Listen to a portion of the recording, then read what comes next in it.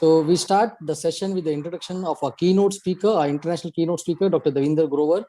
Dr. Grover specializes in the medical and surgical management of complex glaucoma as well as complex cataract surgery. His research interests include international ophthalmology, innovative glaucoma surgeries, and clinical outcomes in medical and surgical glaucoma management. He is committed to the pursuit of knowledge and education and continues to present his research, instructs various surgical courses, and gives lectures at the American Academy of Ophthalmology annual meetings as well as the American Glaucoma Society annual meetings. Currently, Dr. Grover leads the clinical research team at Glaucoma Associates of Texas.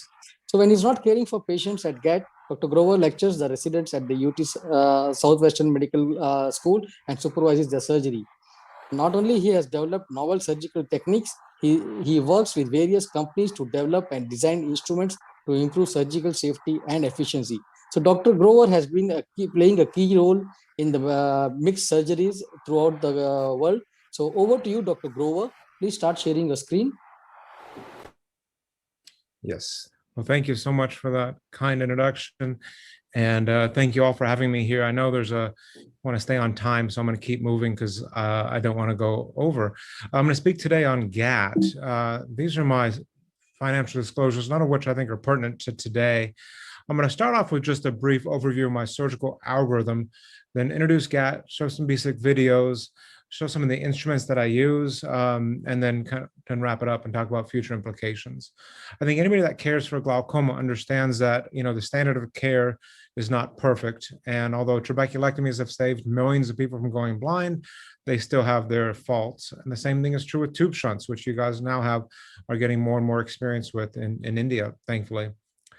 I basically tell my patients that I'm a fancy plumber, and what I'm going to speak about today is really opening up a patient's outflow system. They must have an intact outflow system, and I'm going to specifically speak on GAT. And what we're talking about broadly is trabeculotomy. And let's talk a little bit about what a trabeculotomy is. And it's not a new surgery. It's been done, back in the 60s by Redmond Smith, one of the great thinkers in the field of ophthalmology. And I love this image down here showing that trabecular shelf opening up. And he was able to describe that in the 60s. And we now have fancier technology showing the same thing he described much long ago.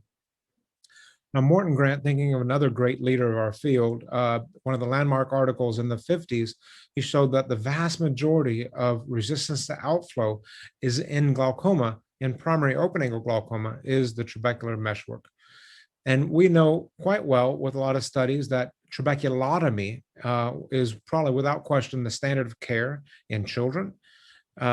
We actually, if you look at the 5-year outcomes for ab externo trabeculotomy in POAG and pseudoexfoliation, these aren't much different than the TVT trials, quite significantly high success rates.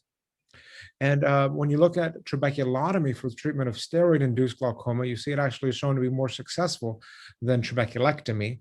And this study shows that the more of the angle you open up, the greater the success rate is. But what's the problem with the traditional ab externo trabeculotomy?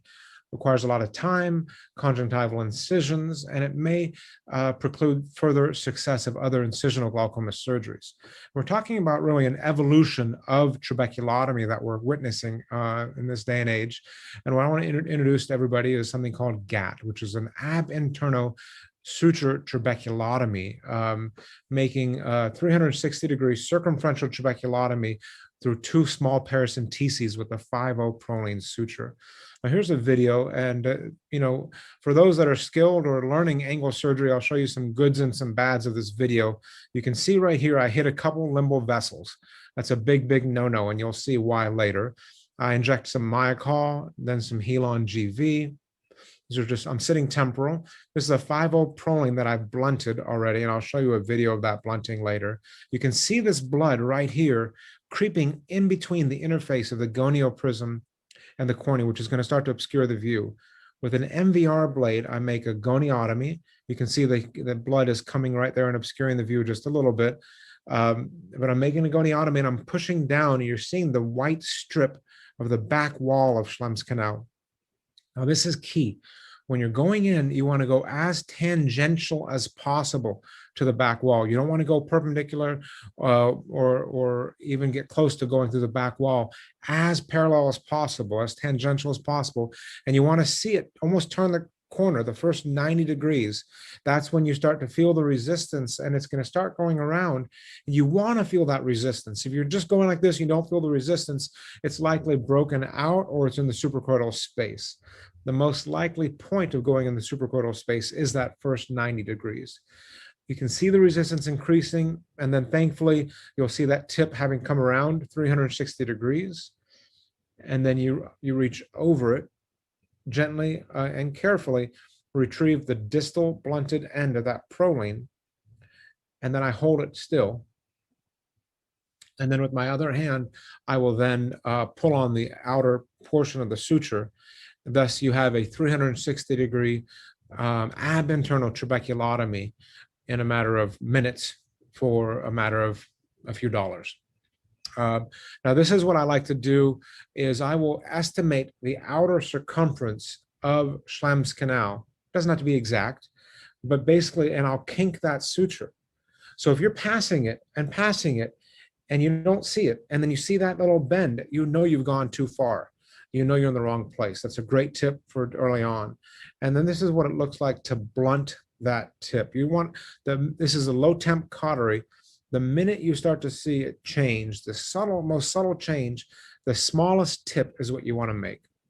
Well, it looks all great and fun and cool, but does it actually work? And so we published our initial results down in 2014, showing a significant effect and benefit in primary open-angle glaucoma, and more so in secondary open-angle glaucoma, with a significant decrease in pressure and medication dependence. That's true also with congenital glaucoma, which, as we talked about, my opinion is that trabeculotomy is the gold standard for primary congenital glaucoma and juvenile open-angle glaucoma. Now, we reported our two-year data as well, and I'm going to briefly go through this because it's something you can just read in the article.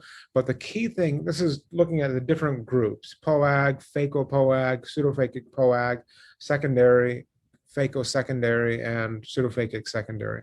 Whenever you look at any of these MIGS trials, look at who we're doing this in. This isn't the iStent data. This is real disease, real glaucoma, pressures in the 30s to high 20s on 2 to 3 medications with significant visual field loss. And what we see across the board after 2 years, you see a sustained drop in pressure from the 20s to 30s down to the low to mid-teens, and a sustained drop in medication from 2 to 3 down to about 1 and a little bit. And we talked a little bit about the complications. The most common complication is hyphema, usually about a third at 1 week, and that goes away pretty quickly. Other than that, no significant complications. Now, although this was developed by our practice, and I was the first one in the world to do it, it's now been performed in several countries. And actually, what's nice to see is it's been published on in a peer-reviewed fashion in over 20 articles by various groups around the world, which is what you always want to see. It's one thing to say, hey, I can do this, but can this be replicated around the world with similar effect? And these studies show without question it can be. So in conclusion, GAT is a novel, safe, minimally invasive conjunctival sparing surgery. The 2-year data shows that there's a mean drop across the board from 26 to about 14 millimeters of mercury in pressure, and from 3.1 to 1.4 as far as medication is concerned. We need to start thinking about cost-effective delivery of healthcare, especially when it comes to MIGS.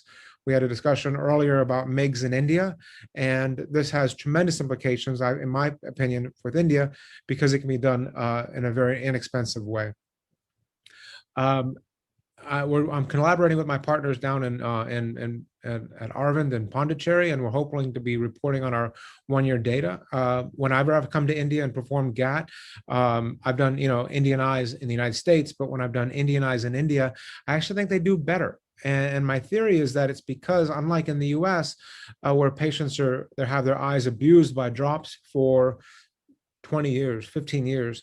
In India, usually patients, at least the ones I've seen, have not been on drops for 20 years. They usually present in a more acute or advanced stage without having their eye been treated for so long. This is from one of my partners, one of my friends in Canada, talking about price per millimeter of mercury as far as MIGS is concerned, showing that GAT is without question probably one of the most cost-effective MIGS available. And thankfully, this is not a view of COVID. This is a view of how many around the world where I know GAT is being performed, and as far as I know, in over 24 countries. This is what I use. If you want to just do a screenshot for GAT, I'm not going to spend too much time on that. I have a, whenever the world opened back up again, we do teach a course. I direct a course at the American Academy of Ophthalmology, and I also have an open door policy. I'd be honored to come back and give a more extensive, longer talk on the nuances of this surgery. I think we've all been through so much. My heart has gone out to all my friends and family and colleagues in India. This is such a hard time for everybody. But I think it's so important for us to kind of just keep safe, stay positive, take care of yourselves and your family. Don't ever miss an opportunity to laugh and be a little silly. It's also time to be grateful and be thankful. And I'm so thankful for my friends and my colleagues and my family. And I take that time now almost on a daily basis to tell the people that are important to me who I'm thankful for. And I'm so thankful for the AIOS for inviting me, for the planning committee, for the president, Dr. Maipal, as well as all the members that were involved in planning this great conference. And I appreciate you all for giving me time to speak at 12:30. So please don't hesitate to call or to email me if you have any questions. This is my glaucoma family at home, and thank you all for your time. Thank you, Dr. Devinder, for such a nice talk. I am quite sure that people in India are doing GAT, and more GAT procedures will be performed in India after listening to the talk of yours. So thanks a lot. Moving ahead, I hand over the podium to Dr. Preeti to take over the instruction course further. And once again, thank you, Dr. Grover, for staying so late in the night to deliver this keynote address virtually. Thank you. Thank you all. Take care. Yeah, that was a beautiful talk, Dr. Grover. And thank you for, as Amit said, that we enjoyed it so much. And it just encourages us to, yes, we can do it. And if it gives good results, why not? And it does not disturb the conjunctiva. That's the main advantage of, I think, this way of doing GAT. So we now come to our instruction course, which is primary angle closure disease, decoding it for the general ophthalmologist. Now, primary angle closure has the dubious distinction of being one of the leading causes of irreversible blindness, and it is more likely to blind than primary open angle glaucoma. And moreover, the way it presents is very different. No one patient is the same as another. And so to decode it for the general ophthalmologist, we have a panel of very experienced glaucoma surgeons here. So the first is my talk, Mastering Gonioscopy and Classifying Angle Closure Disease. I'll start sharing my screen. Dr. Preeti, just to interrupt, there's a lot of background noise at your end. My end? Yeah. What about Dr. Chandrima, Dr. Mandar? Are you listening? Are you also having background noise from my end? Yeah, a little bit, but not disturbing. Is it raining? Hissing noise from your end, yeah. Is it raining heavily? Not at all. The audio visual team, please have a look at it. There's a lot of background noise as if it is raining. Please continue. Please continue, Dr. Preeti. One moment. I'll just switch on off the fan then, if that is causing the problem. Yeah, might be. Now is Now there better. Now better. It was a fan. Thank you. That was the fan. Okay. Yeah. So I'll start sharing my screen. One moment. All right.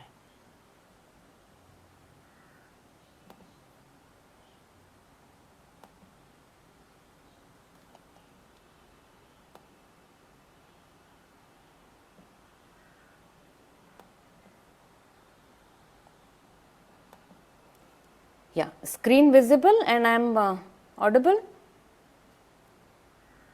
You're audible, ma'am. Yes. All right. And your screen is visible too. Yeah. So gonioscopy is one of the pillars of glaucoma diagnosis, but it is also one of the most underperformed tests in glaucoma. And I had some thoughts on why people don't do gonioscopy. So what I did is I had a Google form and I requested colleagues in Bombay to fill it, and about 70 ophthalmologists filled it, and of which around 81% were people who were comprehensive ophthalmologists or those who were practicing another subspecialty and also treating glaucoma patients. 11.4 were self-trained glaucoma specialists and 7% were fellowship-trained glaucoma specialists. So, which gonioscope do you use when I asked? So, it was very gratifying to know that 66% used a indentation gonioscope, but however, we have to note that 8.7% did not even own a gonioscope, and every ophthalmologist treats glaucoma. So, this 8.7% are going to be missing a lot of angle closure glaucomas, misdiagnosing them. The second question is, do you perform gonioscopy in every glaucoma patient? And it was 1/3 of them, more than 1/3 did not do gonioscopy in every glaucoma patient. And when I took away those who were glaucoma specialists, this number increased to 40%. So, 60% are doing gonioscopy and 40% are not doing gonioscopy in every patient. And when asked why, what was the reason? So, I have difficulty in performing. The main thing was, however, I am able to judge angle closure by looking at the anterior chamber depth. So, that was one of the main answers given by those who did not do. So, difficulty in performing gonioscopy and I am able to judge angle closure by anterior chamber depth is what are the two main reasons why people are not doing gonioscopy in every glaucoma patient. Then I had asked that what was an impediment to learning gonioscopy, what according to them. Now, these three were the answers which I had provided and they had to tick, and there was also a chance for them to write their own opinion. So, there were many opinions which I got, that it's time consuming, laziness is an impediment, but many of them agreed that it's difficult to self-learn and there is nobody to handhold and teach, and the view in the mirror is different than what is seen in photographs. So, with this background, I started making that how do you master gonioscopy. So, the first step to mastering gonioscopy is to get started. That is what I felt from this particular questionnaire. And the first is that the belief that gonioscopy is an absolute must to treat glaucoma and desire to manage glaucoma correctly. If you don't have that desire, you are not going to even get started. Then second is you have to know that anterior chamber depth is not a surrogate for gonioscopy. You can go wrong if you just use that as a substitute for gonioscopy. Second is, the third is, it is difficult to learn, maybe, but if you can learn phaco, then you can certainly learn gonioscopy. So, that means the will to learn a skill, and then finally you have to buy a gonioscope and of course use it in patients. So, this is what it takes to get started. And what are the aims of gonioscopy as regards glaucoma? So, to determine if the angle is closed or open, one, then to look for signs suggestive of intermittent closure, and thereby you will be able to classify angle closure disease, diagnose plateau iris syndrome, and look for other pathologies or abnormalities in the angle. This is the these are the aims. Now, many ophthalmologists ask me, is it mandatory to use an indentation gonioscope? Though it is not mandatory, it is highly desirable to use an indentation gonioscope, and I will tell you why. Now, this is an angle which is closed, you are not able to see any angle structures, but if you use a non-indentation, you cannot do anything beyond that. You don't know whether this is a synechial closure or whether this is an appositional closure. So, but when you have an indentation gonioscope and you indent, you will realize that yes, now you are able to see the trabecular meshwork, it is merely a appositional closure. Also, you will see there is a small, yes, a goniosynechia here, you will see it here, yeah, there is a small goniosynechia which you can see only with indentation, and that immediately puts this person in another category of angle closure disease. And this is what, that's why indentation gonioscopy should be done. Now, once you have a patient, you put a gonioscope inside the eye, what do you start? You should start by having a full illumination, a thin slit, and a slit which does not reach up to the pupillary border, and it should be a dark room because you don't want the pupil to constrict and artificially open up the angle. Now what do you do? Which mirror? This is what I have picked up from the net. So I will just, so this is what you identify. This is the anterior segment, this is the posterior corneal surface, this is the anterior corneal surface, and this is where they meet, and this is the corneal wedge, and this is the Schwalbe's line. Now why is it necessary to do this? Is because many times in angle closure you will have a pigmented Schwalbe's line, you will mistake it to be a trabecular meshwork, and this is exactly what has happened, that this is a very darkly pigmented Schwalbe's line called the Sampoilez's line, and you may mistake it to be the trabecular meshwork and label a closed angle as an open angle. So once you have seen the angle, you have seen the corneal wedge, you have made sure that it is a closed or open angle, then you widen the slit and then you go about looking at the different structures. For example, this is again a pigmented Sampoilez's line, and this is the Schwalbe's line. Then you have the trabecular meshwork, then is the scleral spur, and then is the ciliary body. You have to remember that all the angles, the angle 360 degree will not be the same, and hence it is necessary to see in each of the mirrors and note whether the angles, what is the trabecular meshwork pigmentation, whether it is open, if there is any iris processes, whether there are any goniosynechiae. Multiple iris processes is one more thing which you can mistake to be goniosynechiae, but however you have to remember that they are very fine arborizing, and moreover they will not impede or restrict the movement of the iris when you try to press. So this is one way where you can differentiate iris processes from goniosynechiae. Now, which is the grading system you use? Most of the patients, most of ophthalmologists, when they talk to me, they say it's a grade 4 angle. Now, you have three kinds of, one is you have Schaeffer's, Schee's and Spaeth's. It's difficult to remember. The grade 4 of Schaeffer's is completely different from grade 4 of Schee's. Spaeth's is the most complete description, but what you have to do is, you don't have to remember which, you just describe what you see. So, for example, in this angle, what I am seeing is ciliary body is what I have seen 360 degrees, pigmented Schwalbe's line which I am saying, moderately pigmented trabecular meshwork, and what is the flat iris insertion, whether it is convex, whether it is flat. So this way you completely describe the angle, you don't have to remember any grading system. Same thing here, that you just describe what you are seeing. In the superior angle I am seeing, in the inferior angle I am seeing two pigmented spots. This is exactly how it is. Here the angle was 360 degrees open, and then you can make whatever comments you want to make. So there is no need to sort of grade the angle. So what does it take to master it? It is practice, practice and only practice, where you can, I always say that if you can master phaco, gonioscopy can definitely be mastered. It only takes your will to do it. So how do you classify angle closure?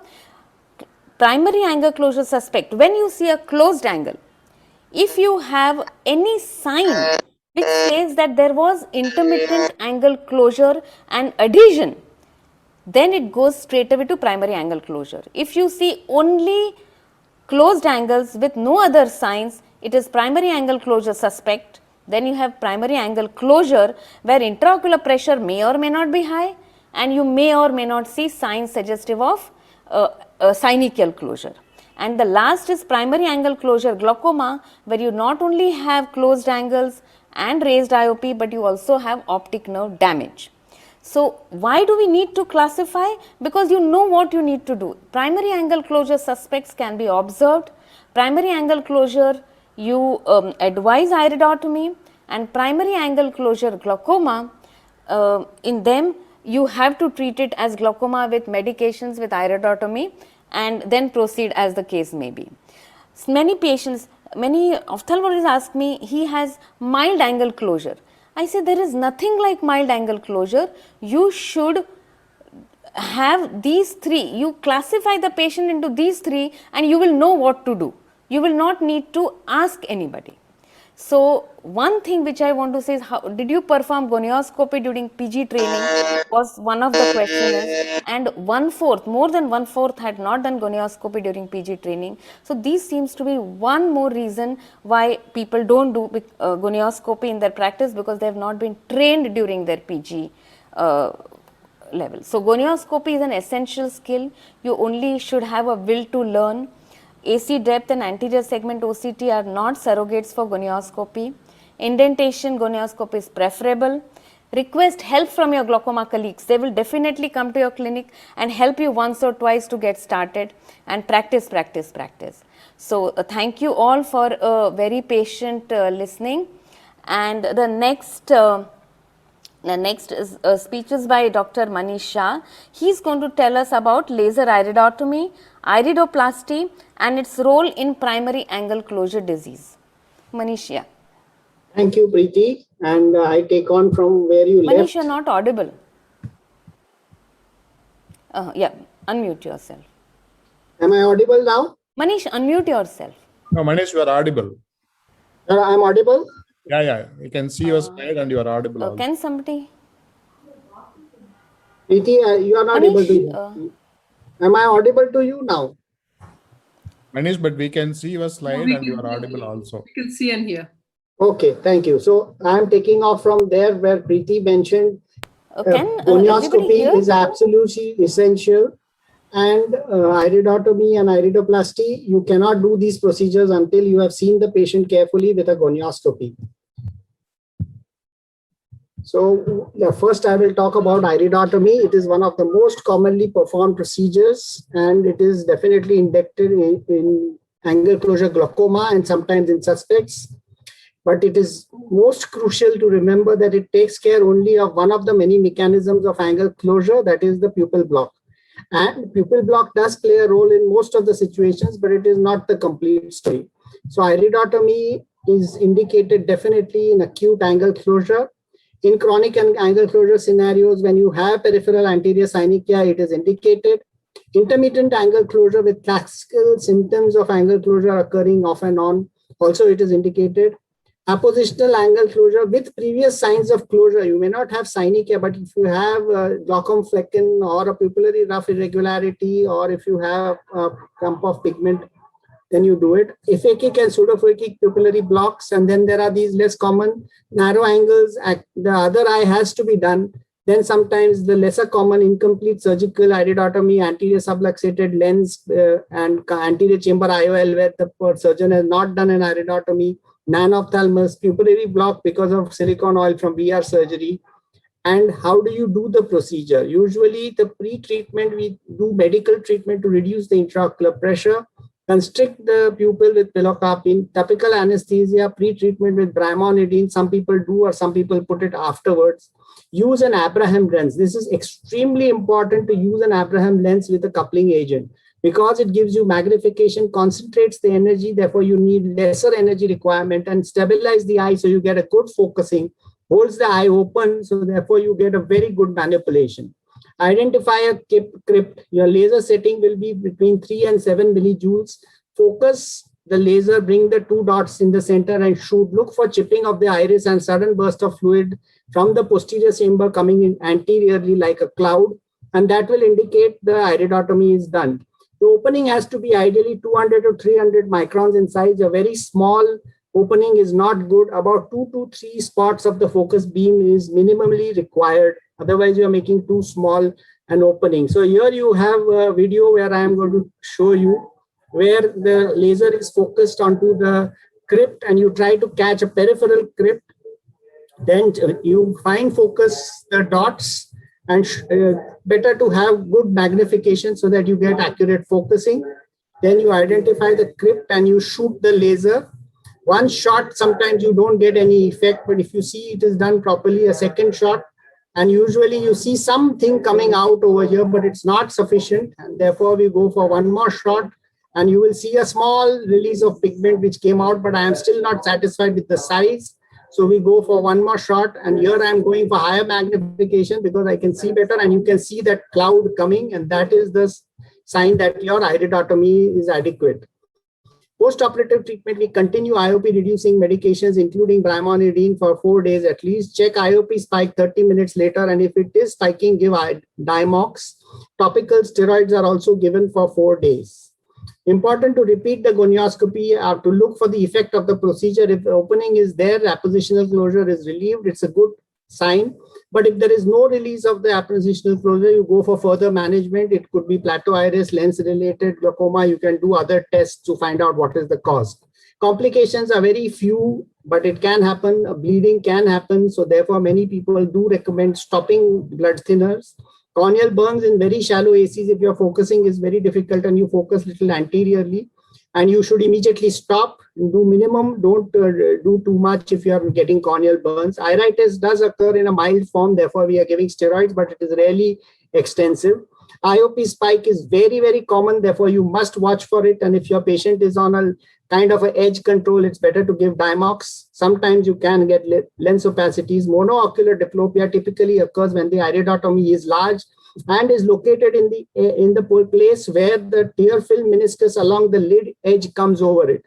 This has been described, and therefore that is the area you would like to avoid. The laser iridoplasty is the second procedure, which involves putting contraction burns on the peripheral iris, resulting in iris being pulled out of the angle and opening the angle. It is indicated in residual appositional angle closure after the PI has been done, especially if you have identified it as a plateau iris. Acute angle closure attack, sometimes there is edema. You're not able to get a PI done because the iris is very edematous. Even the cornea is edematous. You're not able to focus adequately. In these cases, it has been described that you do iridoplasty, reduce the pressure, get the edema less, and then you can go ahead and do the definitive iridotomy. Nanophthalmos, iris cysts are other indications where you can do. But if there is presence of neovascular glaucoma and vessels on the iris, you should avoid it. In ICE syndrome and in synechiae, I'm not going to be able to release the synechiae by doing an iridoplasty. So it is for non-synechial closure. Here we are going to use the argon laser, and we are going to put a large burn, 500 micron burn with a duration of 0.5 to 0.7 seconds. And you start with a lower power, 240 milliwatts, and then gradually increase it till you see a contraction. And you go all 360 degrees around with spacing in between shots, and you take about 5 to 6 shots per quadrant. So you take around 25 shots, 360 degrees. Before you start the procedure, again, you are going to construct people with pilocarpine. Brimonidine can be given before the procedure or after the procedure. Iridotomy lens is usually used, but you can do it without it also. The indirect method you do with a gonio lens, but here you will have to focus obliquely. But advantage is you can actually see the angle opening. After the procedure is done, you, as I said, you put 0.1% brimonidine and continue it for 3 days. And other medications and topical steroids are also to be given. So this is a laser which I have again downloaded from the internet because I haven't done that many iridotomy procedures, to be honest. And this is the place in which you take peripheral contraction burns, as you can see here. So here you can see contraction burns being applied, and it is as simple as that. You can see the iris contracting, and you put 2 or 3 spot size distances between the burns and go as peripheral as possible. Then you have to, after the procedure is done, you do the gonioscopy again and see what has happened. What are the outcomes you usually get? Anatomical opening of the angle is very frequently achieved, and Rich et al. Have studied this, and they have seen that it is maintained for a long time. IOP reduction effect is variable. Sometimes you get very good angle opening, but IOP reducing is not there. And in acute angle closure, it is very useful to break the attack and do the PI. This has been reported by Lam et al., and it has been very successful in that situation. But overall, what is the role of iridoplasty in chronic angle closure patients? This is a Cochrane database systemic review, and they say after reviewing all the randomized controlled trials, argon laser peripheral iridoplasty is an intervention which may no more be clinically effective than comparators. So they compared it with other procedures like putting the patient on meiotic or putting even just prostaglandin analog in patients with chronic angle closure and residual appositional closure. but they seem to do no better if the iridoplasty was done or not done. So despite potential positive impact on the anterior chamber morphology, so all it can really do is keep the angle open and avoid further synechia from developing. But otherwise, it has got limited clinical use, as this review shows, unless more trials are done and published. Thank you very much. Yeah. Thank you, Manish, for a very practical talk on iridotomy and iridoplasty. Now the next is we have Dr. Satyan, and he is going to talk on a very important topic, that is role of clear lens extraction and eagle study in PACD. So Dr. Satyan, we can have your talk.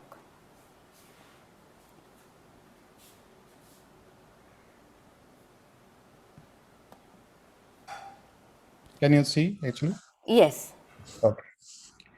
So I'm just going to talk on the little bit of a controversial topic is on the effectiveness of early lens extraction for the treatment of primary angle closure glaucoma. So basically the study is on efficacy, safety, and the cost effectiveness of clear lens extraction versus laser peripheral iridotomy with the topical medical treatment as a first-line therapy for newly diagnosed primary angle closure with raised intraocular pressure or the primary angle closure glaucoma. So it is a multi-center study, randomized controlled trial in 30 eye hospitals across 6 countries from between the 2009 Jan to December 2011. The inclusion criteria were the diagnosis of PACG or the PAC with the IOP of more than 30 millimeters of mercury at the time of diagnosis. And this has to be either a newly diagnosed case, it means untreated, or under medical treatment for at least 6 months or lesser. So the angle closure of 180 degrees or more, the patient must be phakic in the affected eyes. Participants will be more than 50 years of age group with all these exclusion criteria. So this is the study, how it went on. There was an intervention group. The study between the visits were 6, 12, 24, and 36 months. And there's another group, which is the standard management group, the same way how they have to come back for the follow-up. The intervention group went for the lens extraction. The other group was on the laser peripheral iridotomy and the escalation of medical treatment if required. And once it is failed, either it is a lens extraction or the standard care, the patient went in for the glaucoma surgery. So this is the outcome measures. What are the things that they have looked at is the primary as a patient centered with the EQ questionnaire. And on the clinical side, they have looked at the intraocular pressure. And on the economical side for the government, it is basically the UK one. So in the clinical side, if you really see the visual acuity improvement, how good is the control of intraocular pressure, how much is the angle opening, and regarding the medications. So let's see the results. Out of 805 patients who are eligible for the study, 386 were ineligible. Either they chose not to participate in the trial or they were ineligible. So finally, 419 patients were randomized. Out of that, 208 were assigned for the lens extraction, and the remaining were in the peripheral iridotomy group. So the final was 204 in the clear lens extraction and 205 in the peripheral iridotomy group. So looking at the diagnosis of both the groups, it's almost similar. Both the PAC and the PACG were similar, except that the systemic warfarin use and the alpha agonistic use, systemic alpha agonist use was more with the clear lens extraction group. If you really look at the glaucoma medications, it's almost like 40% of the patients were not on any medications in both the groups, and 1 and 2 medications were the commonly used in both the groups. So just look at the results on the end of 36 months. You can see that this is a comparison. The preoperatively 40% of the patients were not using medications in the clear lens, which has gone up to 60%. There is increase in the 20%. That means it is better. Medications were reduced. And if you really look at the laser peripheral iodotomy group, from 37%, it has come down to 21%. So there is a number of people who have to use medications after peripheral iodotomy was a bit more. So that is the idea that it gives.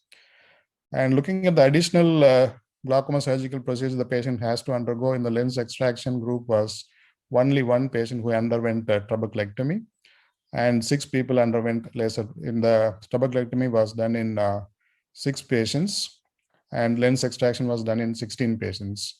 So that's a little higher numbers. Regarding the other things like central corneal thickness, refractive error, there was not much of a difference. But when you look at the visual acuity in the ETDRS chart, there's a 3-line improvement was significantly more with the clear lens extraction group. That means better in comparison to the laser peripheral iodotomy group. Looking at the complications, the posterior capsular rupture, iris prolapse were seen in 2 patients. And if you look at the YAG peripheral iodotomy group, the bleeding or hemorrhage was present in about 16 patients, that is 7.6%. But none of them were very severe enough to cause any visual damages.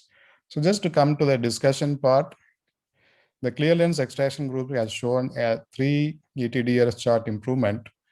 That could be because of the selection bias, maybe due to their, these patients were kind of, to an extent, we can say the motivated patients where their visual acuity were a little less, or they were using the glasses, or they had a refractive errors. So post-surgery, they would have had improvement. So this is a controversial area.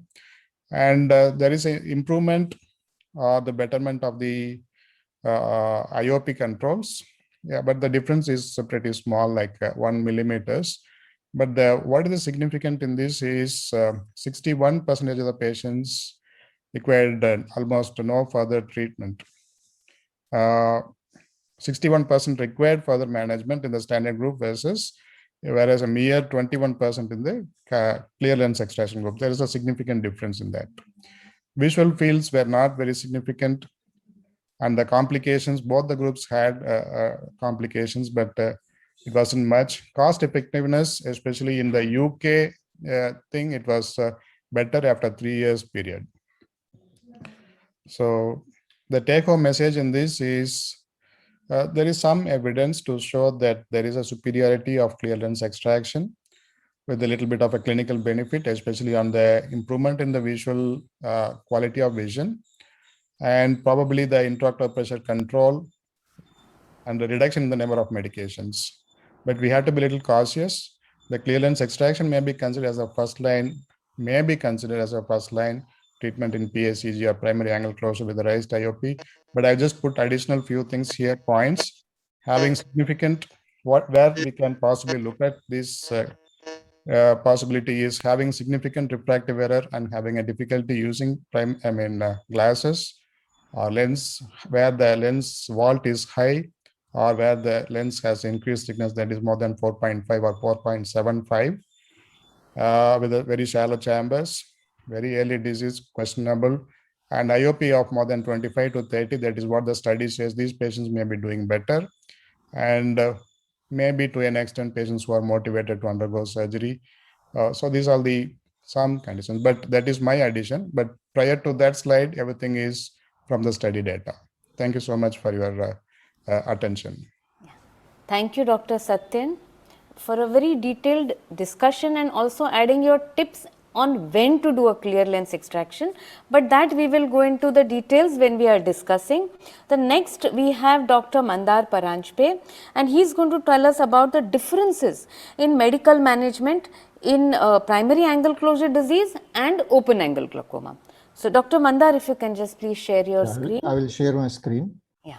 1 second.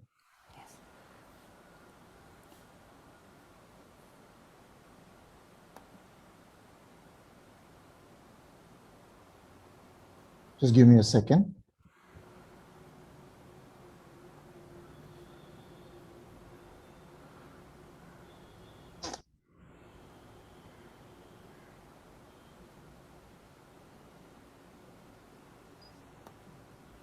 don't know. I'm not able to. Share screen and Yeah, I know that I know. I'm not able to. have you minimized it? Have you minimized your talk and No, I have just one second. yes. If you need some help, I can ask our AV technician to come in. Yeah, I will start my. I'm very sorry for the slight. That's delay. okay. Is this visible? Yes. Yeah. Yes. Thank you very much, AIOS. Thank you, Dr. Preeti, for the opportunity. I can apologize slightly for the slight delay. So we're going to talk about the medical management of the two different diseases that we are dealing with, the PACD and the POAG. No financial interest. So one basic concept which needs to be kept in mind is that the difference is because of the different pathophysiology, as has been mentioned earlier. In PACD, the treatment is aimed at keeping the angle functional by preventing a pupillary block. And by and large, the PACD is a preventable disease. But one important caveat is that iridotomy, laser iridotomy, does not replace all the other options that we have. Whereas in POAG, the etiology is varied, the presentations are varied, and often the disease is common. But the similarity is that you have to have a target IOP for both the types of glaucoma.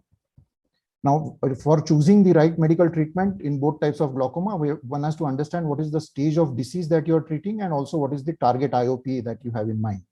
In POAG, the target IOP will depend upon whether the disease is mild, moderate, or severe, whereas in PACD, the treatment will depend upon whether it is a primary angle closure suspect, a primary angle closure, or a PACG. In PACD, the treatment will vary also depending upon whether it's an acute presentation or a chronic presentation. Let's look at each class of drugs and how they are used in the two types of glaucomas. The hyperosmotic agents like mannitol and glycerin, these are primarily used in acute stages. They reduce the reduce the osmotic gradient by increasing the blood osmolality. And they are more frequently used in the angle closure type, more frequently in the acute stage to break an attack. In POAG, sometimes they may be used in a situation like the Posner-Schwarzman syndrome, where you have acute rise in intraocular pressure. Also, they may be used before a filtering surgery. The second important drug is the pilocarpine, and this is one drug which is used in the two glaucomas in varied ways. It is a parasympathomimetic acting on the M3 receptor. It causes ciliary body contraction and miosis and iris thinning. The miosis helps in opening the angle and improve the drainage. But one important shortcoming is that the ciliary muscle contraction reduces the uveoscleral outflow. So in the acute, in the PACD, it can be used in the acute stage to relieve the pupillary block. In the chronic stage, it can be used as an adjunct therapy. Often it is used, or in fact, it is used routinely before doing an LPI. And pilocarpine in combination with other drugs like the carbonic anhydrase inhibitors, the timolol steroids are used to relieve the acute attacks. As far as it's used in open angle glaucoma in patients taking PG analog monotherapy, it has been reported that the addition of pilocarpine can significantly lower the IOP throughout the diurnal and nocturnal period, but it has no effect on the ocular perfusion pressure. And it has also been tried to relieve a reverse pupillary block in pigment dispersion syndrome.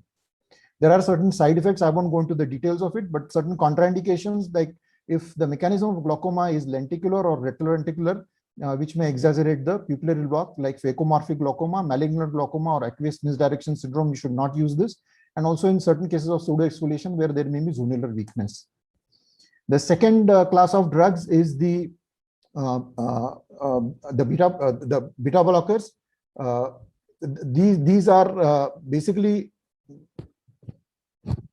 These are basically the mechanism of action is blocking the sympathetic blocking the sympathetic pathway, and thereby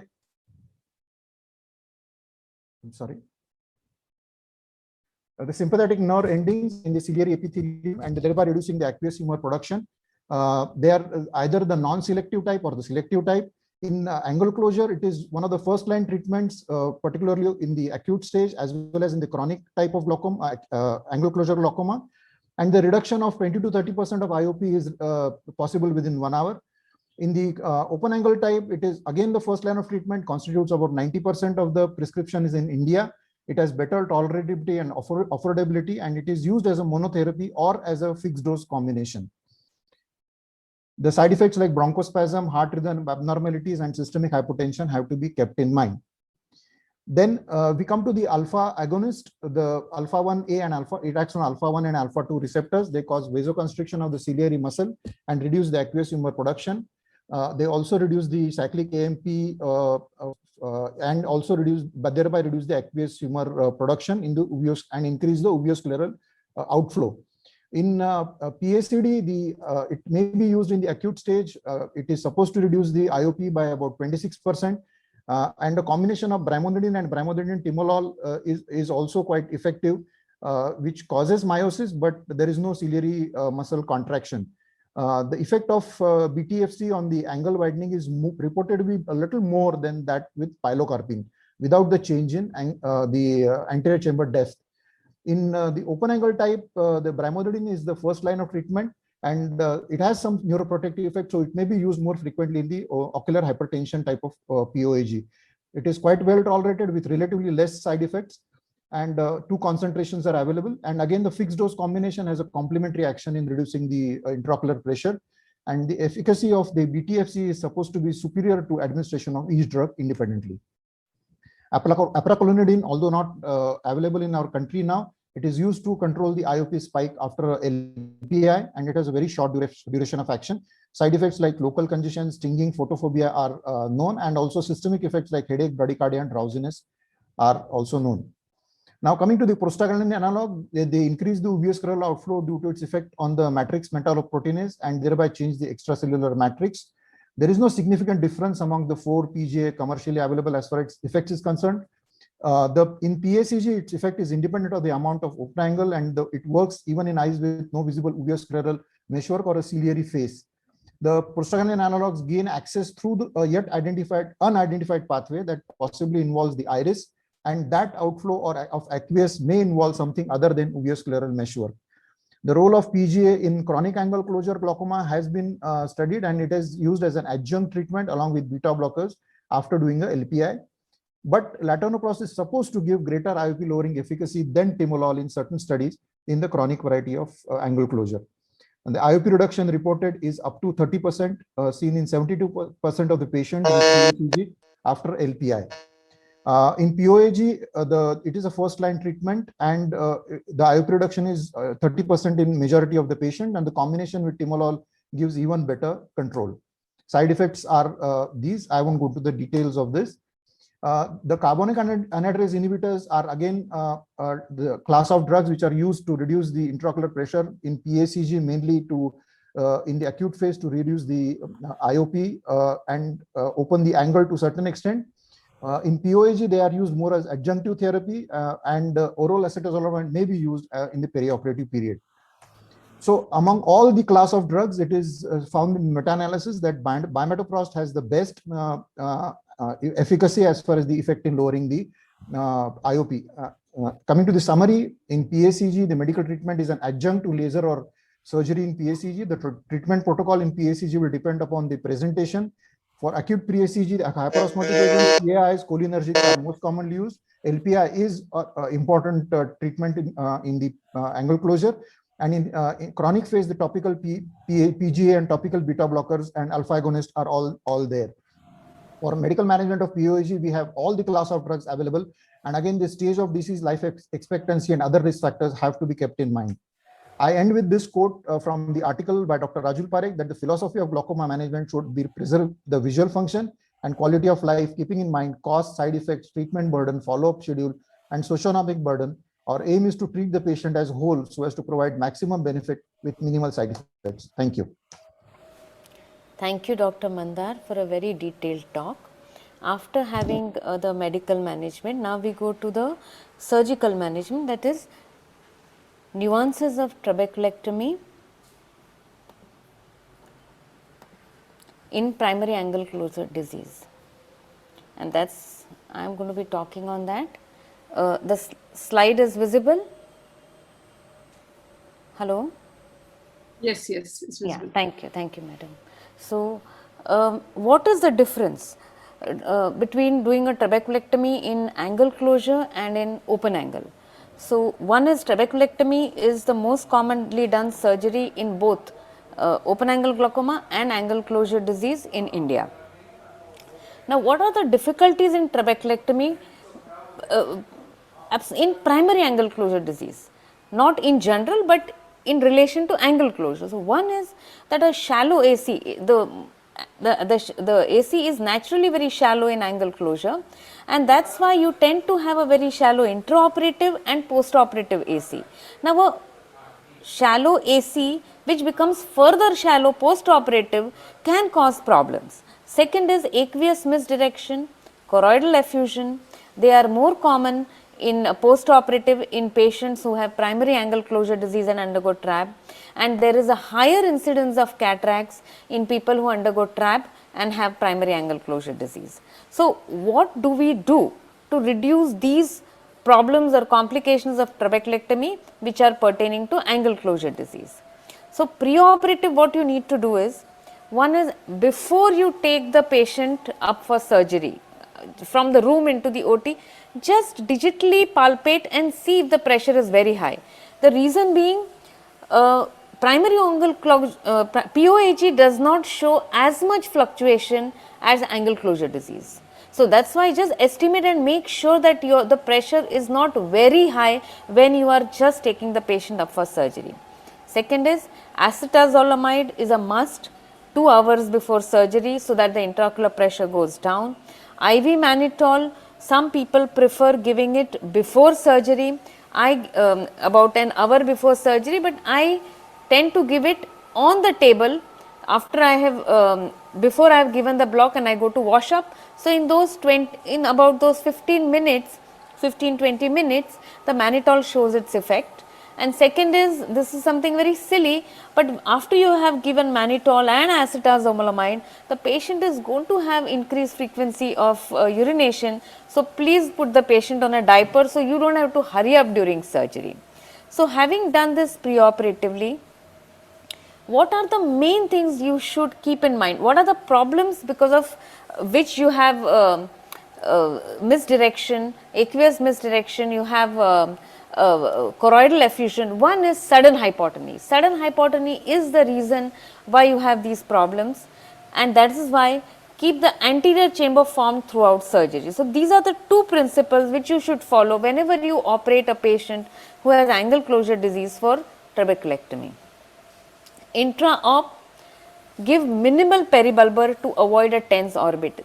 Most of the times they have a very shallow palpebral aperture and a very narrow narrow eyes. So that is why minimal effective peribulbar, and because it is a narrow palpebral aperture, sometimes exposure is a problem. So you can have better exposure by either using a corneal traction which we use, or you can use a superior rectus. In that there is nothing which changes.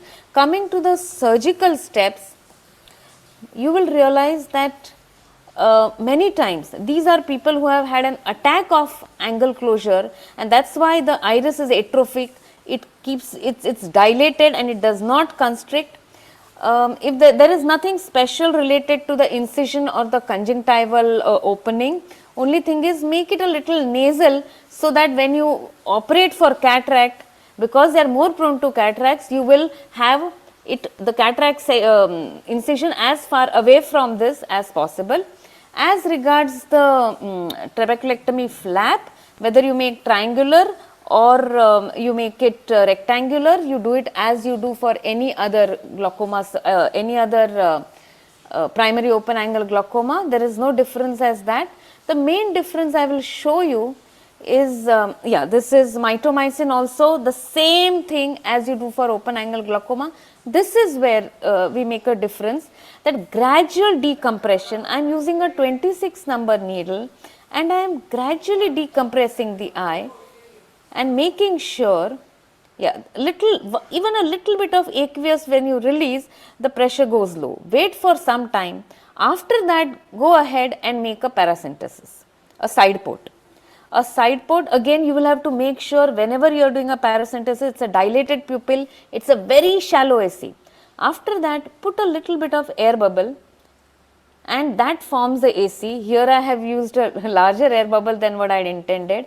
After using an air bubble, put a little viscoelastic. I have had to, this is a very small cannula, a 27 gauge cannula with which I am injecting. And why I do this is, now I am now going to make an ostium. When I go, yes, there is a little bit of bleeding. I have made an incision. When I am deepening an incision, I don't get a flat AC. This is the step which I feel you should always have. Now, here I am making a ostium.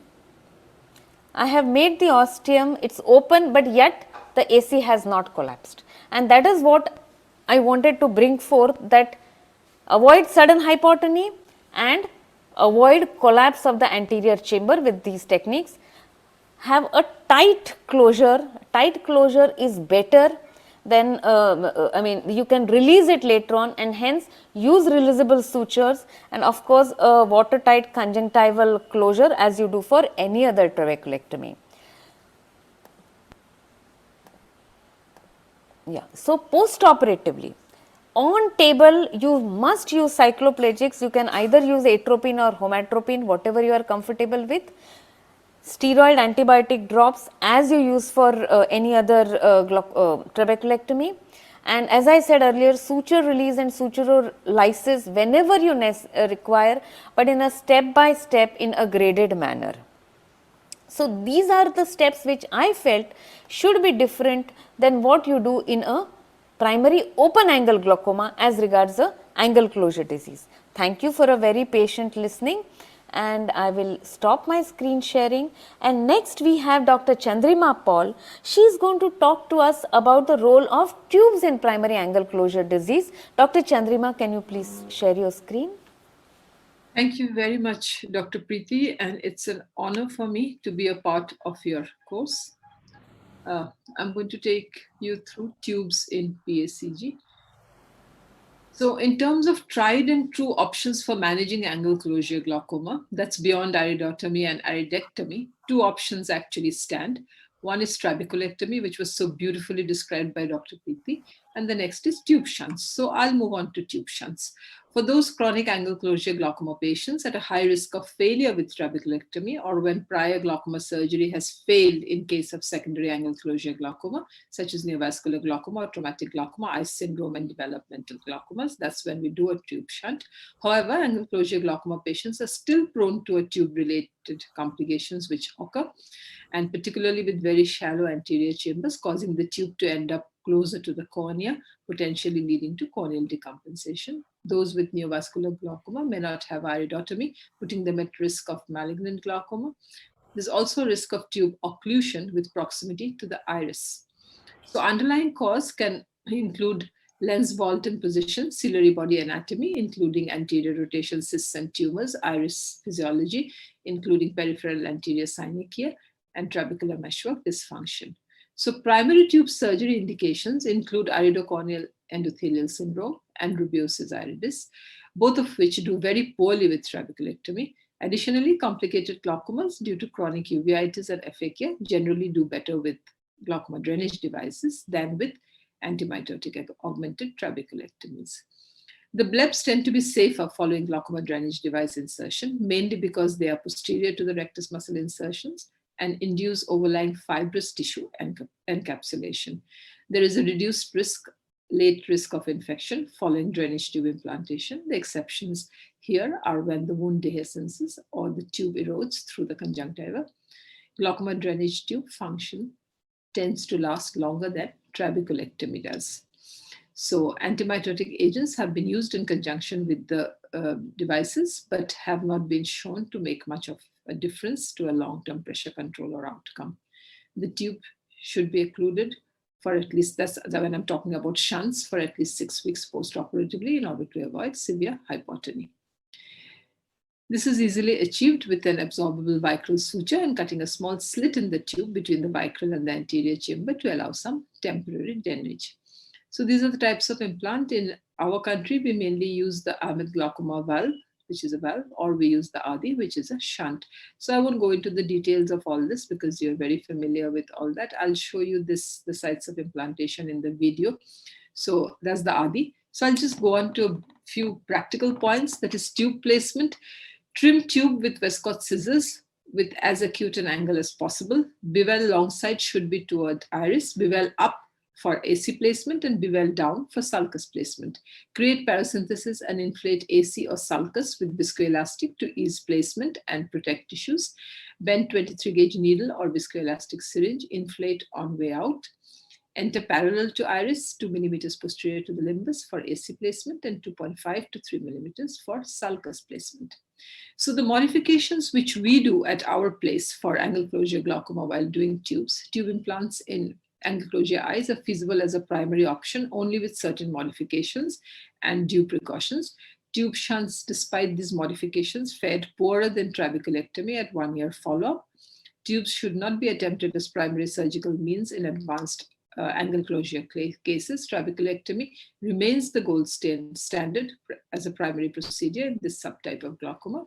So the first is creation of a surgical peripheral iridectomy immediately adjacent to the tube entry, in addition to a patent preoperative performed laser iridotomy at a different site.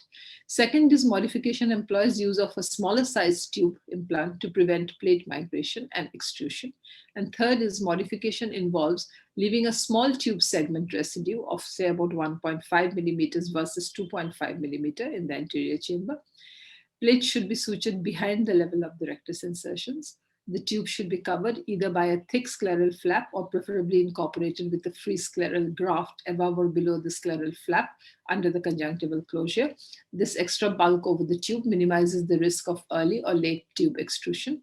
A long scleral tunnel is advocated in scarcity of the external tissue, especially now during the COVID times, and the conjunctiva needs to be closed carefully to prevent wound dehiscence. So the complications, and then I'll move on to the video.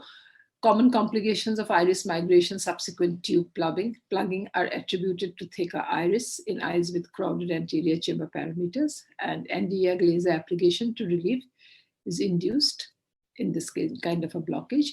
Complications noted in the tube group involve tube retraction and erosion requiring surgical revision.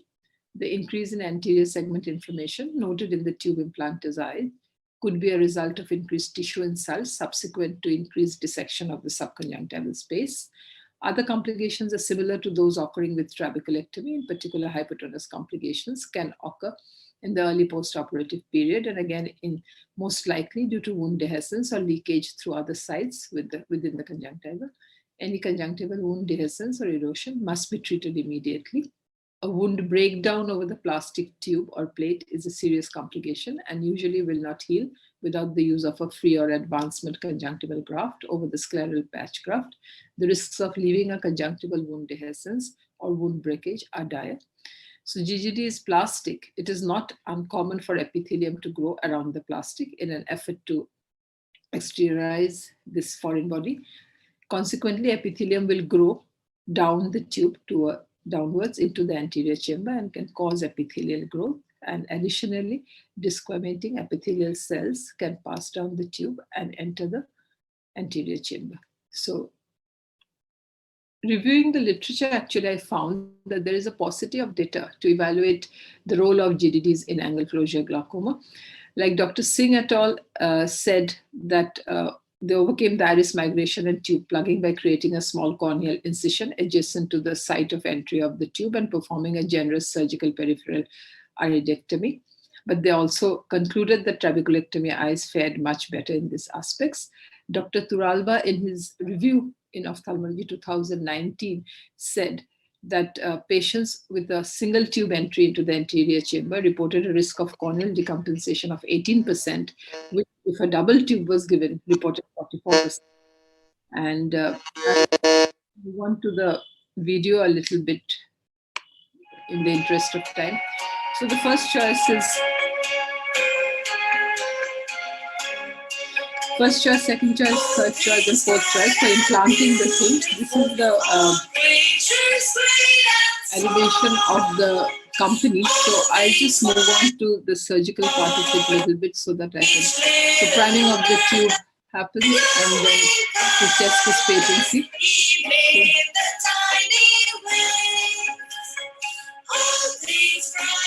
I'll just move on further a want to show you the long scleral tunnel, and which is important in these COVID times. So, sorry.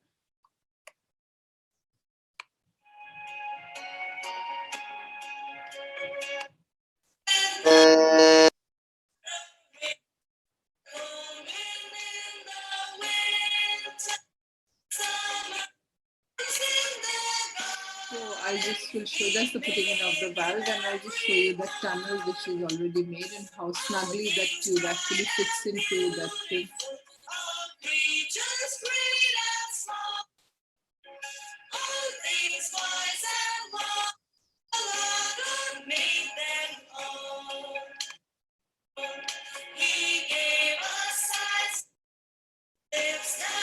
So there we are with the long scleral tunnel, and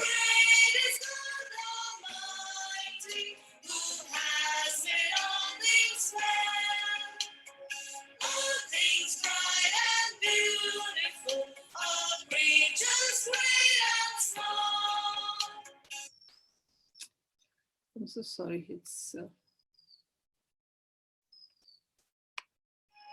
video is always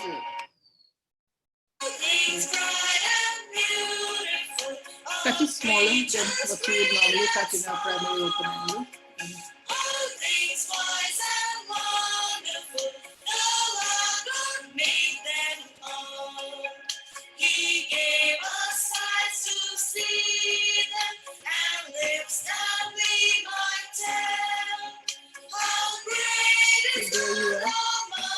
The tube is stuffed in very gently through that, and it fits very snugly into that tunnel that is there.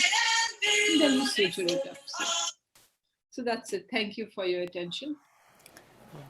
Thank you, Dr. Chandriman, for a very nice presentation. Now we have about 13 minutes for discussion.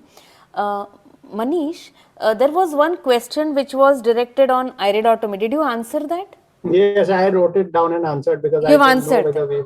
Yeah. So you have answered that. So it's like this, to all the panelists, when a patient comes with an acute attack of angle closure glaucoma, so we were traditionally taught IV mannitol, Diamox, pilocarpine, reduce the pressure and do an iridotomy. So this is one quick question. Do you all still follow the same procedure, or there is anything different that you do? Madam, can we start with you? I follow the same thing. Same procedure, yes. Manish, anything different than what we did? Yeah, so I see the patient and I make a little difference. Just a small thing, it's not a big thing. That if the patient's pressure is say 45-50, then I definitely give mannitol and Diamox at the same time. Each patient takes the tablet, lies down, and mannitol is given, and one drop of beta blocker is put. Then you just watch the patient for half an hour, 40 minutes, the pressure will come down, and then pilocarpine is put. So put pilocarpine after the pressure comes down. But if the patient's pressure at the presentation is say 30, 35 up to 40, I don't give mannitol. I give straight away Diamox, and usually that is able to do the trick. I like to avoid mannitol because I had a bad experience once. You get over anxious with patients, when they come with, and even the relatives are anxious, and you don't know who has undergone heart surgery and what is the condition of the heart and all that. And I had a patient who became breathless because of going into a kind of LVF because of mannitol. So once it happened to me, and I burnt my finger. So I am little careful before I give the mannitol. Most of the times when angle closure comes, they come with very high pressures and they are literally uncomfortable. So mannitol you will use your discretion, but mannitol usually is given. Dr. Mandar, anything different that you would do? No, I think I agree with what Dr. Manish and Madam has said, that the management remains the same. Again, as what Dr. Manish said is you have to assess the IOP. And one more thing which you have to assess is how long were the symptoms. So if the symptoms were there for maybe a few hours, probably you can get away with giving a Diamox. But if they're there for a considerable period of time, maybe a day or two, then probably you need something stronger like mannitol. And of course, all this will have to be done under the guidance of a general physician, because as Dr. Manish said, these patients do have many systemic problems, and sometimes we may land up in trouble because of that. Dr. Satyan, anything different that you do? Only difference is for the last probably 10 years or more, I haven't given a mannitol. Okay. angle closure. Other than that, I think our mostly is Dimax and pilocarpine. Yeah. And you would do at the same sitting, you would convince the patient for the other eye iridotomy also. Yes. Yeah. So on that there is a consensus. Now, what after? How many days after the iridotomy will you see the patient, Dr. Satyan? Usually, if it is an very angry looking eye, probably sometimes we do see in a couple of days. We have to put them on definitely on steroids. That is what Yes. we must know. Okay. Many of them, they don't put the patient on steroids. So we have to put them on steroids. And then actually, as soon as you do the PI, you just need to see the IOP after half an hour and again at the end of 2 hours. Then see them in a day or two. And then you take a call on how soon you want to call them for the next review. Okay. So, anything different that you would do, madam? Because see, there are some patients who come from out of town. So, is there anything different that you would do for them? That they may not be from your locality, they stay far away. So, is there any difference in those patients? I generally make sure that the patient gets the iridotomy done in the other eye. And the follow-up, as Dr. Satyan said, is the same. I call the patient back after 2 days. And then if things are fine, then you can always call back after a week. But if the things are not fine, then again, I call them back after a couple of days, or maybe even, give another mannitol if required. And that's how it goes, basically, depending on patient to patient and the progress, basically. Sure. Now, we come to the role of clear lens extraction. Madam, when would you advise a clear lens extraction? Well, I was hearing with rapt attention when Dr. Satyan was talking about the Eagle study, and he really made a wonderful presentation and gave in detail about the Eagle study. And I agree with each of the points which he said after the Eagle study, because I think it's a study where, laser peripheral iridotomy, which is such a so to say insignificant procedure, and does a sea of goodness for the patient, has been compared to lens extraction, where lens extraction is a huge procedure. It has a huge learning curve, and especially to do it in angle closure eyes where the lens vault is high, it's really like absolutely not advised. And their outcome was like 1 millimeter of mercury after the lens extraction, which actually is a very negligible amount. And so I actually don't advise clear lens extraction at all. But if a patient has a cataract, then I definitely prefer to do a phacotrabeculectomy than doing a plain trabeculectomy. But with clear lens, I would say absolute no. So, we are all agreeing on that this is for the viewers, that clear lens extraction, none of us agree. Not really, Dr. Preeti. Yeah, you are not agreeing? Okay, please tell me. Always does that. Yeah. I I don't do do it it, too well, yeah. but at least for the sake of debate, I would say, because we haven't done so many to understand how does it really work in our hands. Because most of the time we say we have some kind of a thought block. We all said we cannot do things under topical anesthesia of phacoemulsification, and then we all doing today, all of us almost doing topical anesthesia. So I think before we disagree to all the points, I think we need to have, even Tanu's study has shown, see, it has been there since 1945. The lens extraction has been done since 1945 onwards. A lot of positives that they have shown in the lens extraction in primary angle closure and angle closure glaucoma. Only thing is the controversy is on if the IOP is below 25 millimeters of mercury, is the procedure goes in the same way as the IOPs of more than 25 with IOP drop. So they said more than 30 or 30 plus IOPs, the procedure seems to be really working good. In the sense the IOP drop is definitely there. We are not talking about the 1 millimeter as such. What we are looking at is the number of people who are off from the medication. That is also critical. So this is between 21% to 60%, where the patient has to be on medication in the iridotomy group versus 21% only needed the medication. So that's a huge difference. Though we are talking about 1 millimeter, there is not a big difference, but still it makes a significant change for the quality of life. So that is one thing which we have to look at it. And second thing is, of course, I do have the controversy in this part. when the patient has high hyperopics, lot of refractive errors, the quality of vision is definitely poor. For these patients, when they went in for the clear lens extraction, there was a significant improvement in the quality of life by means of improvement in the visual acuity or off from the glasses. So that is the one significant point, but that was a potential bias in the study as such. That is the reason why they have quality of vision, quality of questionnaire itself. A lot of people have written it as they felt better after the clear lens extraction, but it is a controversial point. So there is some role, especially when the patient has a lens vault or the lens thickness of say 4.75 or 5. And if you see that central ACD is really kind of shallow and with the high refractive errors, I feel it has some amount of role. Before we take a call, we haven't done much, but I think Tanu's study has shown very clear results. He has shown it at 1 weekend and he has shown at the 12 weeks end how the IOP changes and the quality of vision improves. It is only a short term, but this study is, Eagle study is about for 3 years.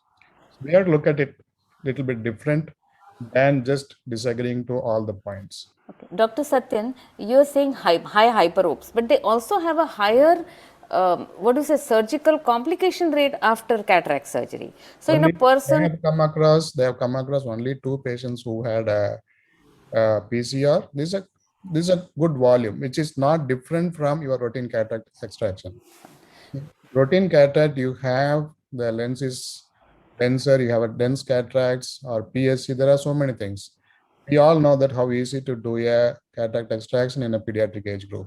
But I'm not comparing directly with the pediatric age group, but these lenses are easy to remove. It's not that difficult for you to remove. So we have to understand there are a lot of tangles in this.